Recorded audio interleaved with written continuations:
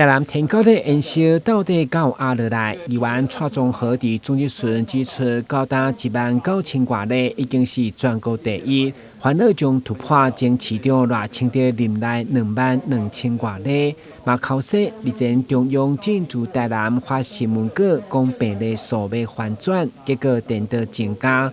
会中伊检讨，嘛要求市长针对喷药的人员，甚至建议防疫期间减少走摊、走选举造势，加一点仔顺序。对此，市长表示，伊做梦嘛希望病例减少，认同减走行程。你能不能减少一些你可能跑行程的活动、跑活动的行程啊？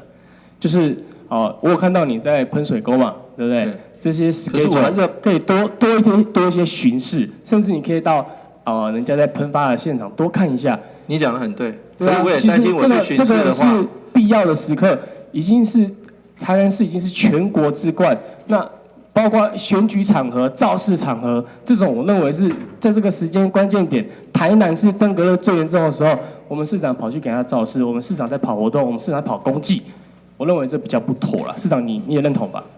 我觉得日常的公务还是要进行，但是您如果注意到，我喷药是利用我自己的休假日，礼拜六、礼拜天。其实我也没有要用没有要市长用自己的休假日来做喷药了。平常日也会被骂。平常日说当着正事不干，市长跑到第一线去喷药。议员检讨天高这防疫，嘛烦恼林肯县内部积水将变成病媒网的大本营，要求市府甲公线单位思考加一层的刷网来阻挡可能的滋生危机。人孔盖下面啊，其实时常都会有，也是滋生源的造成嘛，对不对，局长？那右上角我把它框起来，这个有这个很薄的纱网，就是希望说可以避免。像这种人孔盖很多，我们市政府不一定可以完全的控制好这个每一个地下的水沟，对不对？